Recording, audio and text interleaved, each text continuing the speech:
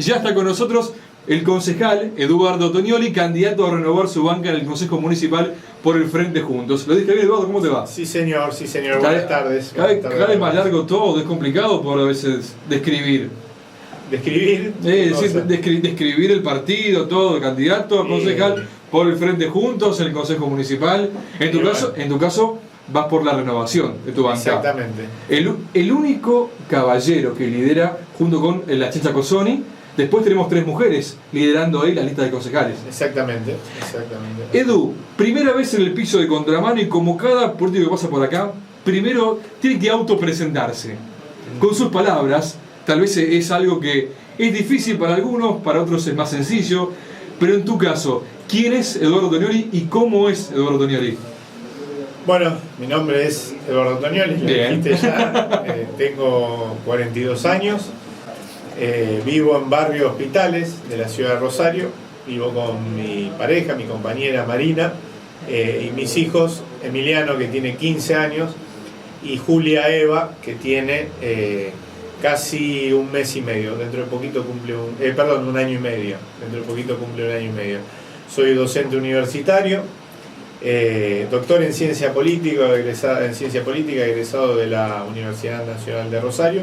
Doy clases en la Facultad de Humanidades y desde hace 3 años y medio soy concejal de la ciudad de Rosario.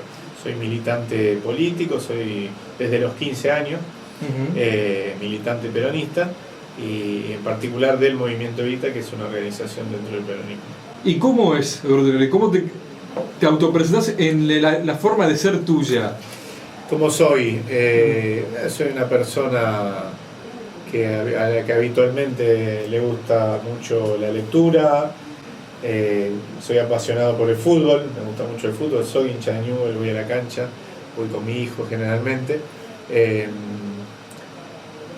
No tengo muchas más cosas como para resaltar. Me gusta escribir, me gusta mucho escribir, he escrito algún libro, lo he editado, lo he presentado. En particular mi tesis de doctorado hace muy poquito, hace un año. Y bueno, no sé qué más agregar. En general mi vida gira bastante en torno a las políticas, a la idea política, a la cuestión pública. ¿Cuál fue el último libro que leíste?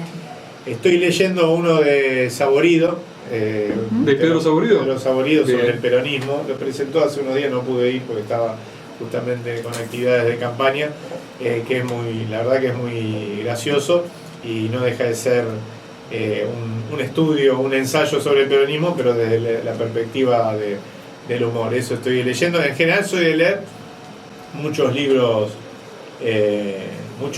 a la vez, en paralelo. Ahora, por una cuestión de tiempo y la intensidad de la campaña, bueno, espero que puedo leer y un poquito antes de irme a dormir, como para relajar un poquito, ¿no?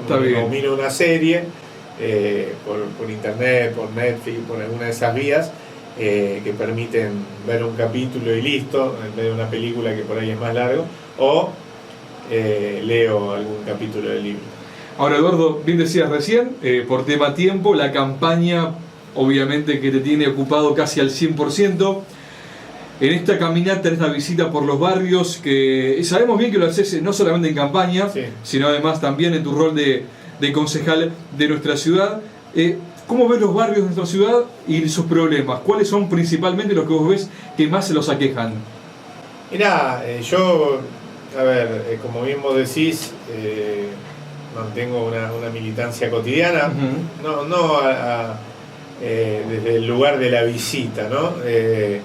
Sino, primero que vivo en un barrio, el barrio Hospitales de la ciudad de Rosario, entonces de primera mano puedo saber qué pasa en algunos barrios, al menos como esos. Es un barrio de clase media, trabajadores, muchos jubilados y jubiladas, y conozco también, por supuesto, por una militancia y una participación activa en organizaciones de nuestra comunidad, otros barrios quizás más excluidos.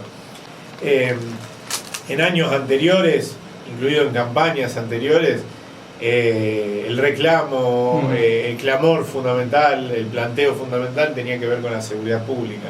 Desde hace varios lustros, Rosario, fundamentalmente, al menos desde hace 10 años, está sufriendo una crisis en materia de seguridad pública que se explicita en los números, ¿no? Se explicita en los números de el dato quizás más objetivo de la materia, que es la tasa de homicidios, que se ha disparado de una manera exponencial desde aquel entonces hasta ahora. Y sin embargo, en el último tiempo, y en particular en esta campaña electoral, aparece en un lugar de preeminencia la angustia por otro tipo de situaciones que tienen que ver con el trabajo o con la falta de trabajo, sí, con la, de alguna manera, la incertidumbre ante el futuro, con la situación económica en general, con un fenómeno nuevo que es que trabajadores y trabajadoras que tienen un empleo formal, sin embargo, y a pesar de contar con paritarias, a pesar de contar con todos los beneficios de un trabajo formal, no llegan a fin de mes. Se ha corrido un poco la cuestión principal de la inseguridad como mayor problema, y ahora la cuestión económica, lamentablemente, como que se cambió la pirámide. Indudablemente, es así, es así. Y a las pruebas me remito. Si bien hay un hastío general, porque lo que genera de alguna manera la desazón o sentirse desencantado o engañado o frustrado en función de una elección anterior, de un voto anterior, por ejemplo a Macri, deriva muchas veces en cierta mirada antipolítica muy instalada en muchos sectores de la sociedad, ¿no? Quien confió, quien creyó que iba a mejorar sus condiciones de vida, que iba a cambiar algunos aspectos de su vida para mejor, indudablemente se encontró con que esto no era así, y con que si hay una certeza que tenemos hoy los argentinos, que mañana va a ser un poco peor que hoy, indudablemente esto genera alguna frustración y a veces rechazo de la política en general. Ahora, cuando vos te tomás un mate, te tomás un café, te sentás a hablar un rato, o tenés 5 minutos para charlar más en detenimiento, bueno, la gente no es onza y empieza a identificar más claramente las responsabilidades, ¿no? Claramente la responsabilidad por el modelo económico que está vigente en la Argentina y el modelo de desarrollo elegido, que tiene que ver mucho más con la valorización financiera, con la especulación, etcétera, que con la producción, el trabajo, con la industria. Bueno, el vecino, la vecina con el que hablas, indudablemente empieza a claramente identificar responsables. Y tal es así que hoy Mauricio Macri, que apenas arrancó su mandato, tenía en la ciudad de Rosario más del 70% de imagen positiva, más allá de los votos que había sacado, que eran menos, pero todo nuevo gobierno genera alguna expectativa. Hoy tiene un 18% de imagen positiva en la ciudad de Rosario. No recuerdo otro presidente que tan rápidamente haya perdido el crédito entre la sociedad, ¿no? Ahora, este problema que marcabas vos en la cuestión económica se da entonces en todos los barrios. No discrimina el lugar de residencia en la ciudad, afecta a todos. Afecta a todos porque los afecta de distinta manera. Claro. Te encontrás con vecinos de la ciudad de Rosario que en su momento, por ejemplo, se metieron en un crédito UBA, sacaron un crédito UBA y hoy deben más de lo que habían sacado como un crédito, el doble en algunos casos,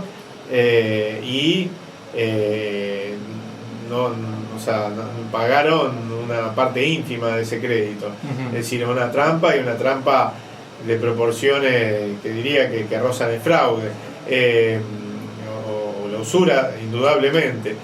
Lo mismo con vecinos de la ciudad de Rosario que ingresaron en planes de autoahorro. Es decir, hay una situación crítica que no discrimina sectores sociales, que por supuesto golpea mucho más duro en los sectores más excluidos, porque ahí lo que está apareciendo es muchísimos vecinos y vecinos de la ciudad de Rosario que pasaron de la pobreza a la indigencia, y en muchos casos que pasaron de tener algún tipo de trabajo formal, etcétera, a la pobreza, y a tener que se está dando un fenómeno muy paradigmático, que es que muchos vecinos están migrando dentro de la misma ciudad, de lugares más privilegiados, entre comillas, con todos los servicios, etcétera, en el centro, en el macrocentro de la ciudad, hacia barrios más postergados, básicamente porque no pueden pagar el alquiler que pagaban antes, ¿no? Es cierto. Entonces, indudablemente, Este es el diagnóstico. ¿Qué hacemos con todo esto? Porque con el diagnóstico no alcanza, el diagnóstico ya lo conocemos todo. Bueno, nosotros, tanto en nuestra gestión en el Consejo Municipal, intentamos, a través de iniciativas que tienen que ver con el trabajo, con la producción, en algunos casos con la seguridad pública, mucho con el transporte, que es uno de los temas que trabajamos más fuerte, intentar buscar cuidar el bolsillo de los rosarinos, intentar buscar generar fuentes de trabajo, intentar preservar las que existen, más allá de ese escenario nacional. ¿Es posible?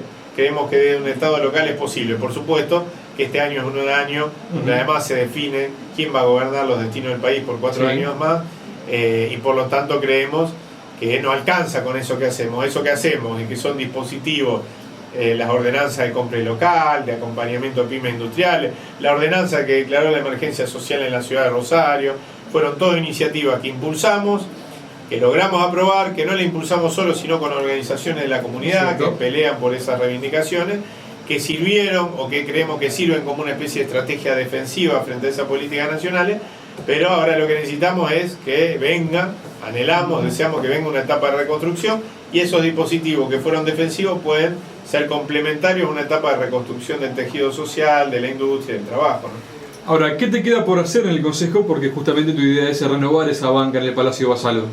Yo voy con la expectativa, una expectativa que se funda en elementos concretos, reales y posibles de ser de la bancada oficialista del Consejo Municipal. Cuando empezamos esta campaña, yo decía esto, quiero ser a partir del 10 de diciembre de la bancada oficialista del Consejo Municipal, y todos me miraban, o muchos periodistas me miraban, como que se quedaban pensando, como ¿Quieres que te cambie de bando? Claro, querés cambiar de bando, pero claro, estamos tan acostumbrados a que hace 30 años que gobiernan los mismos, que gobierna el Frente Progresista, el socialismo en la ciudad, que suena raro decir, por parte de un opositor actual, decir quiero ser de la bancada oficialista. Y bueno, porque vamos por la intendencia, vamos por la provincia, y porque creemos que tenemos los pergaminos, la experiencia, a pesar de, en el caso de Roberto Zuckerman, en mi caso, ser todos jóvenes, al menos para lo que es la dirigencia política, ¿no? Yo tengo 42, no me considero un joven, y milito de los 15 años, pero tenemos experiencia, tenemos trabajo, tenemos la voluntad necesaria para transformar las cosas, y además somos parte, y eso es importante señalarlo, de un proyecto político que propone un proyecto de provincia y un proyecto de país. Digo esto porque a veces escucho a candidatos del oficialismo municipal, como el candidato intendente del socialismo, Pablo Hamkin, diciendo primero Rosario, segundo Rosario, tercero Rosario, intentando convertir en virtud algo que es un defecto, que es no poder dar cuenta de qué proyecto de país quiere, o a quién apuesta, o a qué figura, o a qué proyecto político, básicamente porque se trata en todo caso de un proyecto individual, particular. Eso en política existe y no está mal que exista. Ahora, nosotros tenemos un proyecto de desarrollo nacional, y creemos que los problemas de Rosario se solucionan con un liderazgo fuerte aquí en la ciudad de Rosario, un proyecto local fuerte, con coraje, con valentía para enfrentar las cosas que hay que enfrentar desde una gestión, cosas que no hemos visto en los últimos años aquí, pero también en el marco de un proyecto más general, nacional, regional, provincial, y en diálogo con esos niveles del Estado. El problema de la seguridad pública no se resuelve de Rosario solo, imposible. No. El problema de el empleo, el trabajo, la producción, tampoco. Rosario puede hacer, sí, lo venimos diciendo recién, puede generar parques industriales estatales para que se radiquen empresas, puede generar estrategia de compra local para que el Estado municipal no compre como ahora colectivos en Brasil o en provincia de Buenos Aires, contenedores en Chile o bicicletas en Córdoba. Ahora, evidentemente, eso pueden ser medidas paliativas.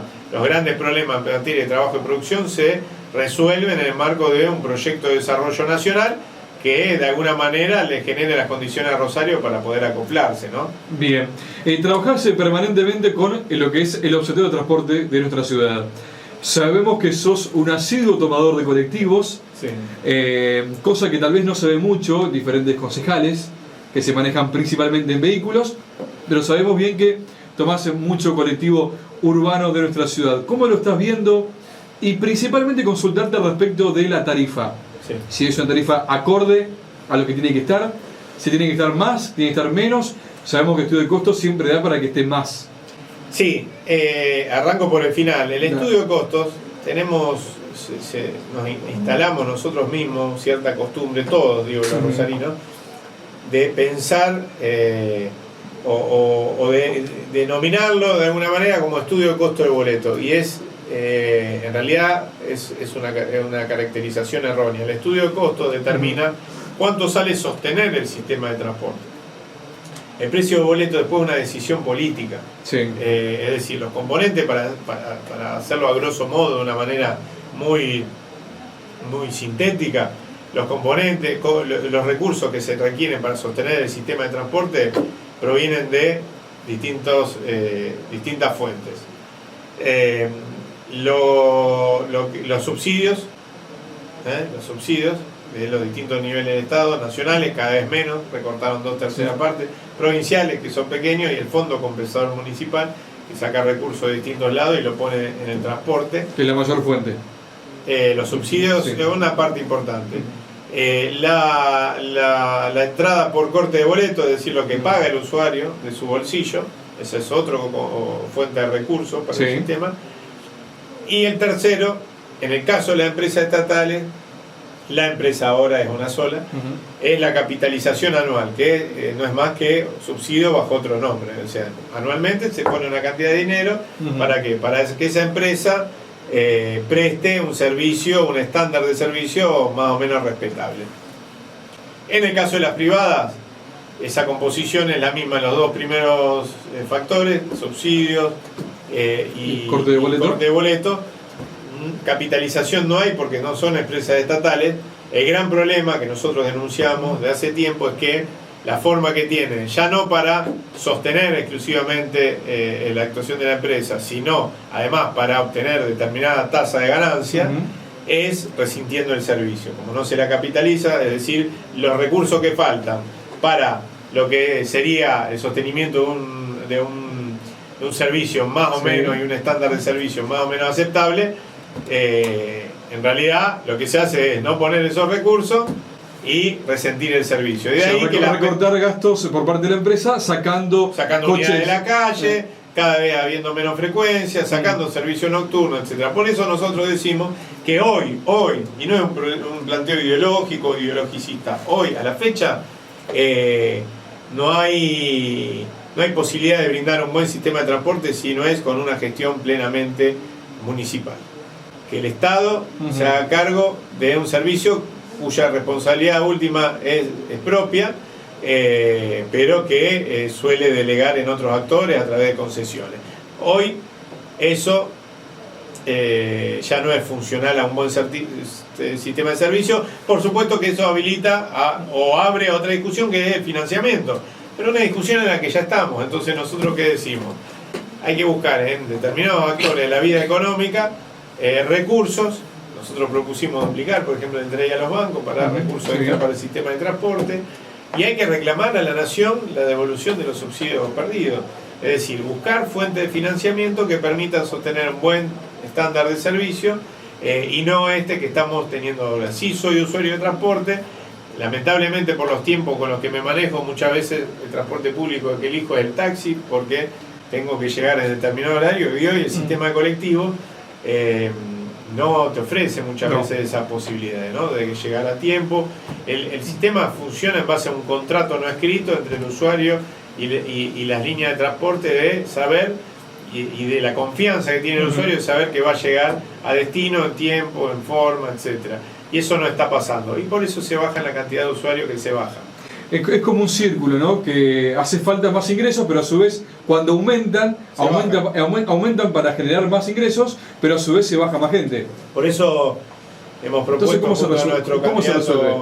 Se resuelve pensando. Lo primero que hay que volver a instalar es que el transporte público de pasajeros es un servicio público esencial, que le sirve no solo al usuario, sino que le sirve a la comunidad toda, y fundamentalmente a la actividad comercial, a la actividad financiera, a la actividad educativa, a la actividad cultural de una ciudad, a su movimiento en general. Y a partir de ahí pensar y trabajar en las fuentes de financiamiento. Yo te voy a dar un ejemplo muy concreto que podría significar un espaldarazo y una recuperación del sistema de transporte de la ciudad de Rosario. Omar Perotti está proponiendo el boleto educativo gratuito. que se basa en dos conceptos. El primero, que la educación es la base de una sociedad que pretende tener movilidad social ascendente, que pretende tener oportunidades para sus integrantes y en general para sus integrantes más jóvenes. El segundo es que precisamente el transporte urbano de pasajeros es un servicio público esencial. Esos dos conceptos motorizan esta iniciativa. El boleto educativo gratuito, que es algo que ya se está aplicando en Córdoba hace 8 años, sí, funciona y funciona perfectamente, propone que el que va a estudiar a la primaria, secundaria, terciaria o universitaria no paga. El que va a enseñar, al menos en primaria y secundaria, no paga.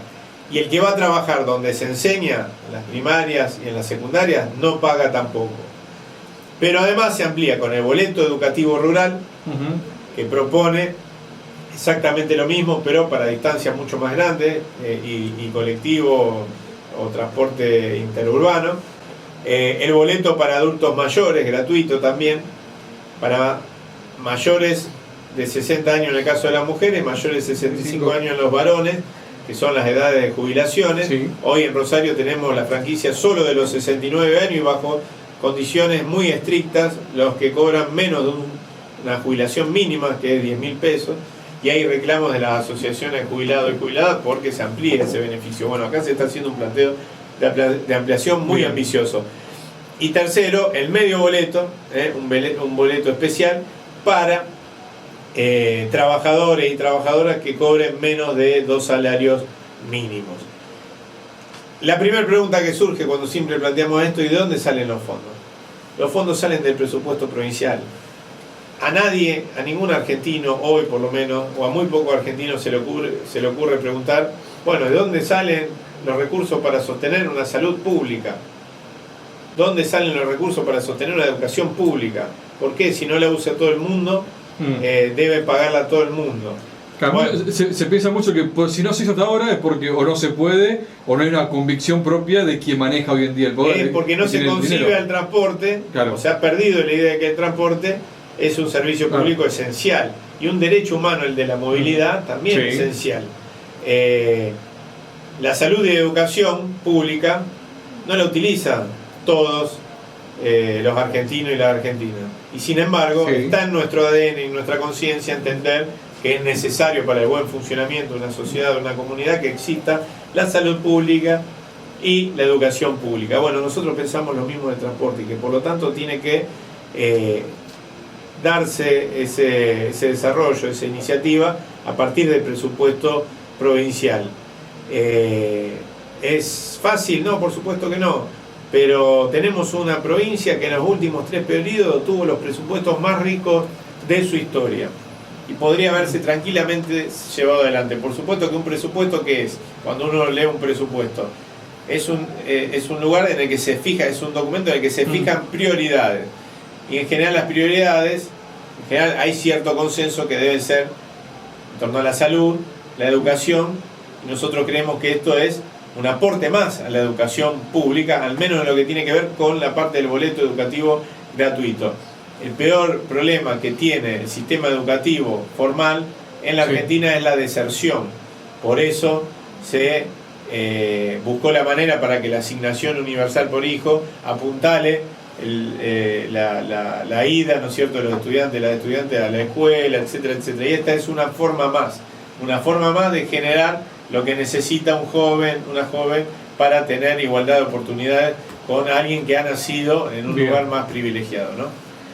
Eduardo, competís contra Susana Rueda, Karen Depp, Ariel Cosón y Daniela León.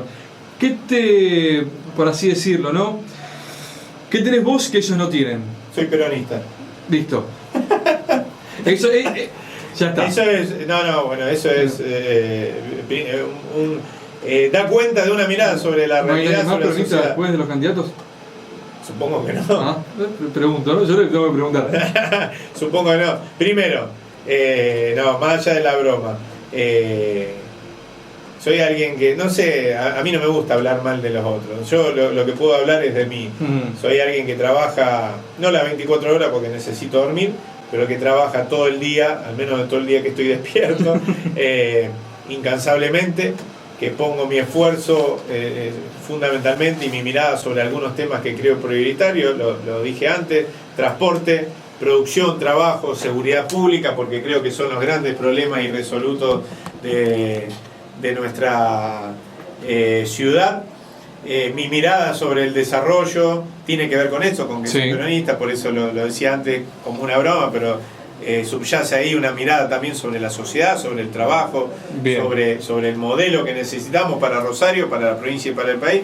Y además, fundamentalmente, formo parte, y estoy orgulloso de eso, de un proyecto político que piensa en nacional, que piensa en que nadie se salva en una comunidad que no se realiza, nadie se realiza en una comunidad que no se realiza, que piensa que el otro requiere de la mayor atención, haya nacido donde haya nacido y haya tenido la oportunidad que haya tenido, y que además, fundamentalmente, la transformación de nuestra sociedad, la mejora de las condiciones de vida de nuestra sociedad no la hacen solamente los dirigentes políticos. Se hace con organización, se hace con protagonismo y se hace con participación de los argentinos, las argentinas, los rosarinos, las rosarinas, lo que nosotros llamamos del peronismo las organizaciones libres del pueblo, las vecinales, los clubes, las distintas instancias, las organizaciones intermedias, se le ha puesto en algún momento, que tienen un rol protagónico en momentos de crisis, en contener esa situación, y en momentos de recuperación en apuntalar un desarrollo armónico, un desarrollo distinto, un desarrollo en el que todos tengan las mismas oportunidades. Eso es lo que pienso. Mi actuación es pública, los proyectos que hemos presentado, las iniciativas que hemos presentado también son públicas. Nosotros lo que ofrecemos es trabajo cotidiano y esta perspectiva política e ideológica, y además tenemos criterio y voluntad para trabajar con otras fuerzas políticas, siempre y cuando, por supuesto, no haya límites que nosotros no estamos dispuestos a franquear, ¿no es cierto? Nosotros con algunos sectores de la vida política no tenemos ningún interés en avanzar ni trabajar, como es el PRO, por ejemplo, porque estamos en la antípoda y porque consideramos que las ideas que sostienen, los intereses que representan, son destructivos para nuestro tejido social, ¿no? Bien, recordamos a la gente, estamos hablando con Eduardo Tognoli, candidato a concejal del Frente Juntos para renovar su banca en el Palacio Basalo. Vamos a hablar, Eduardo, ahora, pero te vamos a correr un poco la cuestión política. ¿Cómo no? Y hay un ping-pong atractivo, lindo. Sabes que acá me gusta hacer ping-pong de pregunta y respuesta, que pueda responder entre algunas opciones. ¿Quién maneja hoy en día las finanzas en tu casa?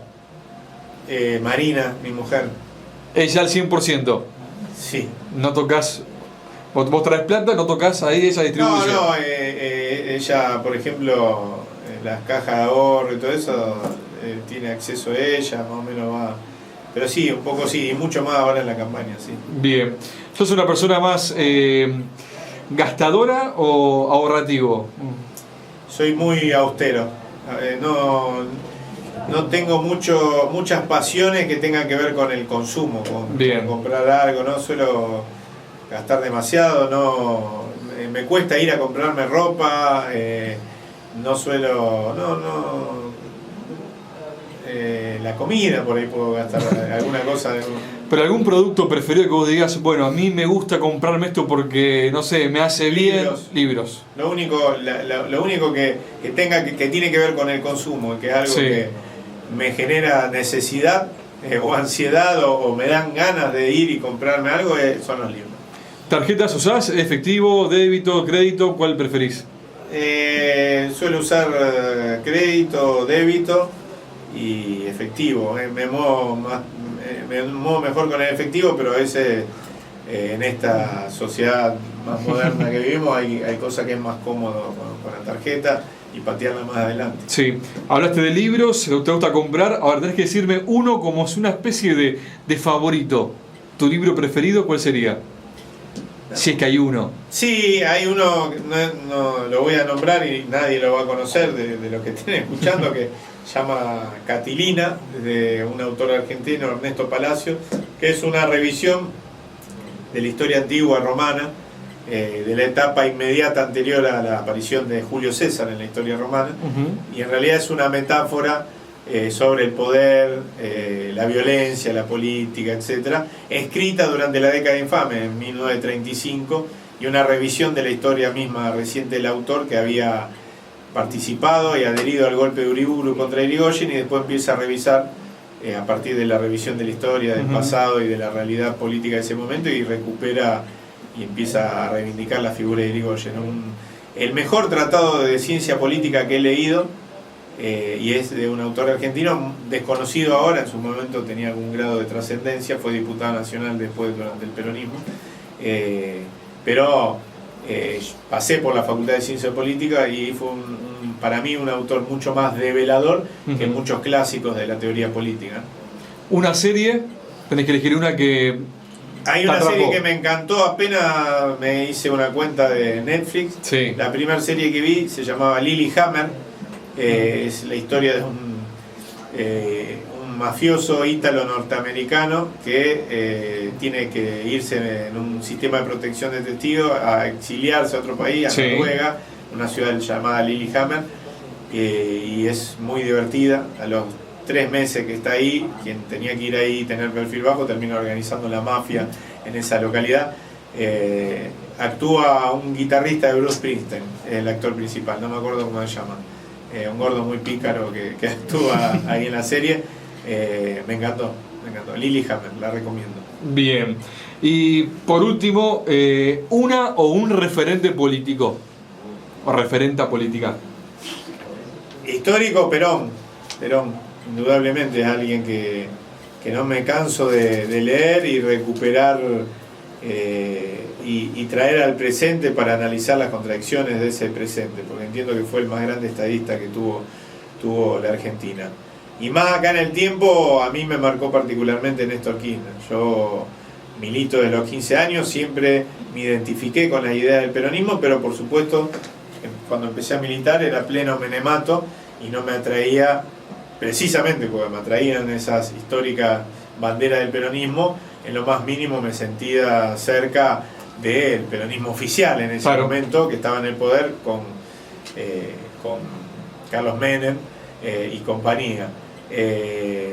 Recién, después de diciembre del 2001 y recién después de la aparición en la escena política de Néstor Kirchner, me sentí de alguna manera convocado quizás más a la política partidaria, porque fue alguien que vino a romper con lo establecido, ¿no? Y a recuperar esas viejas banderas del peronismo y la idea de una sociedad fundada en el trabajo, la producción, la integración social. Bien, la última en serio.